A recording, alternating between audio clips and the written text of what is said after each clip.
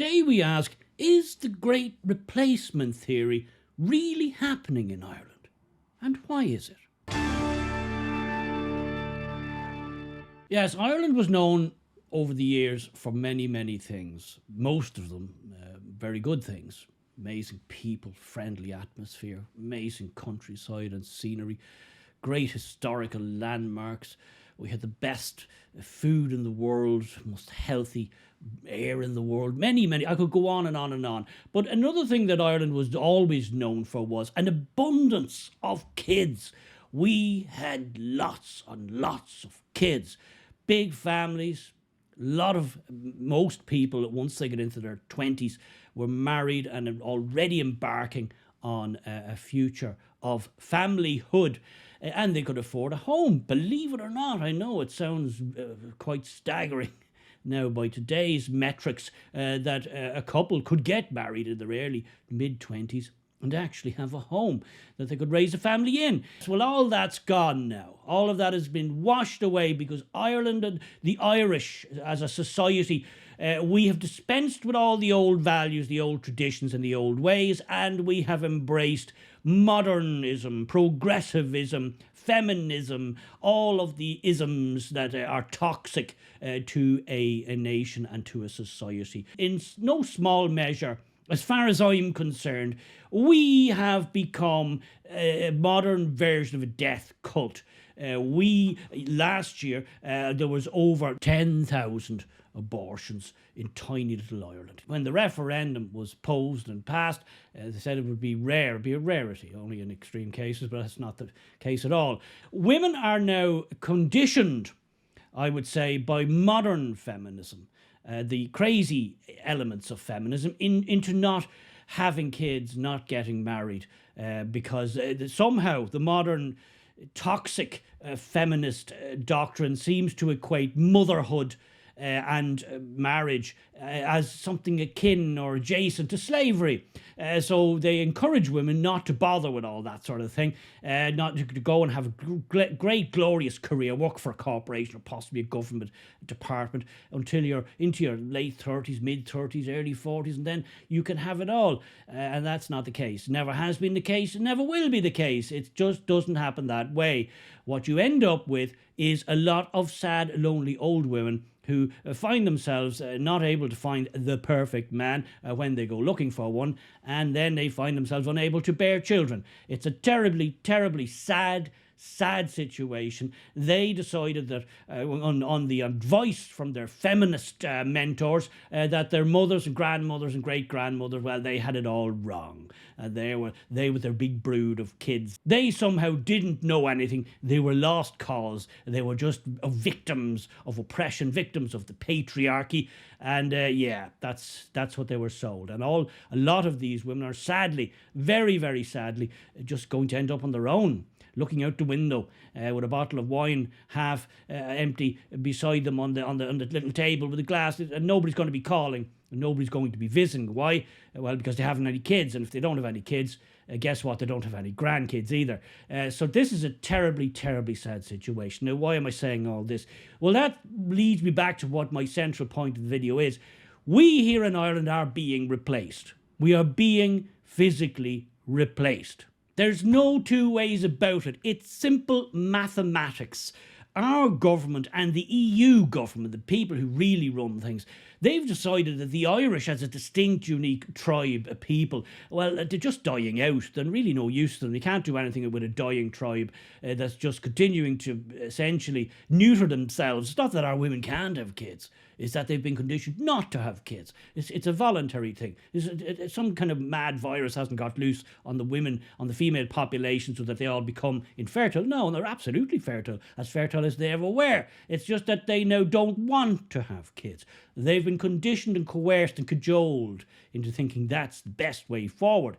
Now, the government has given up on the Irish people. You wonder why we're second or last in everything. I'll tell you why. Because the government doesn't care about us anymore. We're a dying breed. Don't believe me? Any parent, if you speak to any of the parents and the diminishing brood of parents, speak to any of them that has a child starting school now. Speak to them, if you know any, and ask them, what was it like the first day of your child's day at school, first day at school, outside the gates, going in there, oh, it's all tears.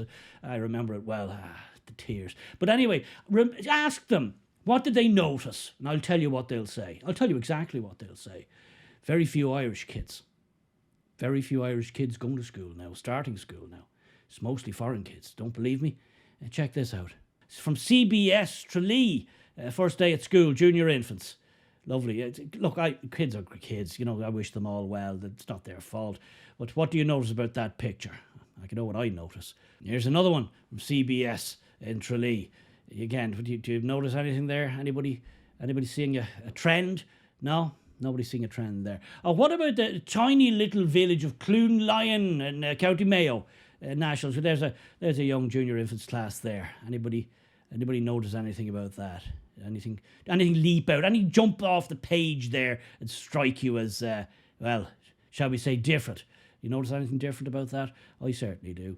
Or maybe we'll jump over to Skullcolumkill in Letterkenny. Oh, Letterkenny, yes. Well, Letterkenny, lovely town. Yes, and up in the Donegal there. What do you notice about this picture? There's Letterkenny and their soccer teams. Yes, male and female soccer teams. Yes, lovely bunch of sports. Young, enthusiastic sports people there. Do you notice anything about that? Maybe? No? Yeah? I certainly noticed something about it. It's a great replacement, guys. It's not. This is mathematics. It's not a conspiracy. I don't have my tinfoil hat on here. We have absolutely no pro-natal government initiatives going on here. They don't care. They're just going to import people. For all the kids we're not having or we're aborting, they're just going to import people in to replace us. That's what it is. That's why it's called the Great Replacement.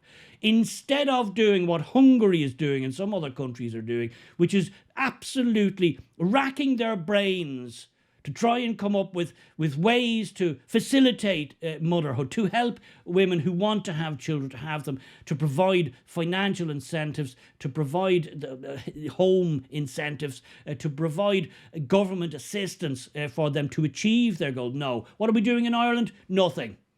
Zero. Absolutely zero. Because the wackadoodle, crazy, lunatic feminists, I showed some of them yesterday taking down the tricolour, throwing it on the ground. Women like that are unfortunately running Ireland now.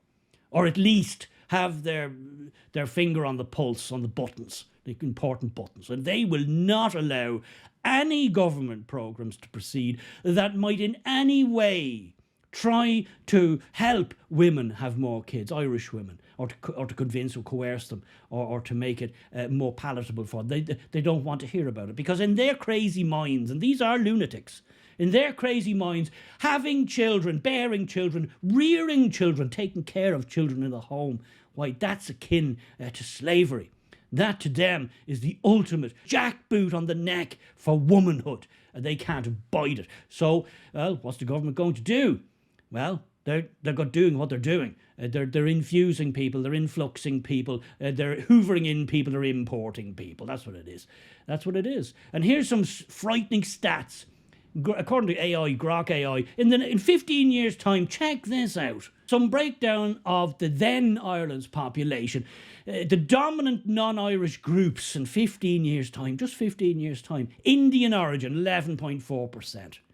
Yeah, they'll be the largest non-Irish group, followed by UK origin, 5.7%, Brazilian origin, 5.6%, Romanian origin, 5.2%, and Spanish origin, 4.3%. And we Irish, what's left of us by then, we will be a minority in our own homeland.